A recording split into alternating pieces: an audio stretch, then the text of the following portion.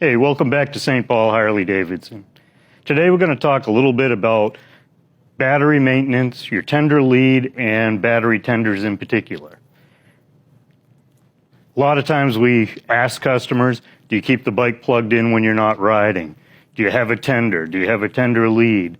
And we probably should be a little more specific. What we're talking about are smart maintenance chargers, like the Harley-Davidson Smart Charger.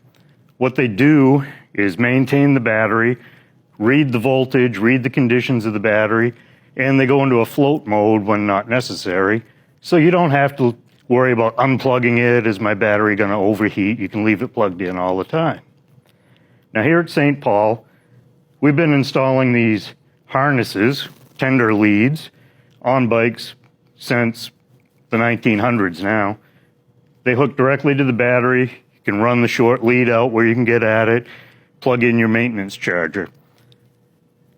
Handful of years ago, the motor company started actually incorporating charging leads into the main harness of the vehicle. For this bike, it would be located under the side cover if you were to check in your owner's manual. Here at St. Paul, we always reroute them when we do a new bike setup. And as you can see, this one's sticking out of the front, right underneath your leg. So you don't have to remove the bag or the side cover to get at it. It's easy for us to maintain them on the show floor, and it's easy for you to maintain it in your garage.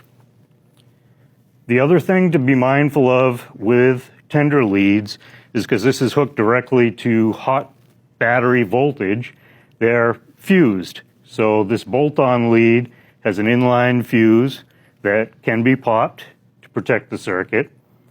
A factory harness is typically protected by the P&A fuse in your fuse block.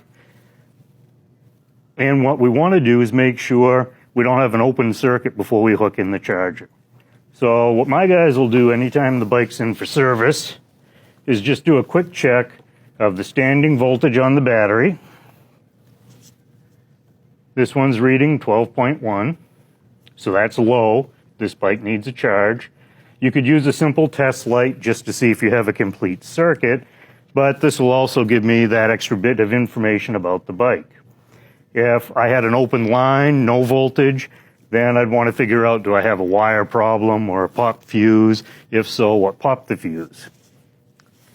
The other thing that you should be aware of on bikes that have a built-in factory harness is that whole fuse block is fed through the maxi fuse or the main fuse of the bike.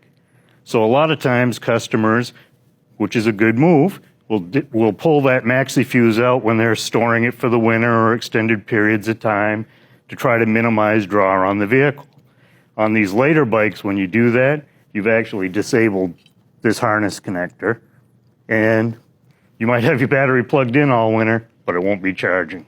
So make sure you know where your lead is, how to charge it, make sure you got a good maintenance charger, but make sure it works too before you plug it in.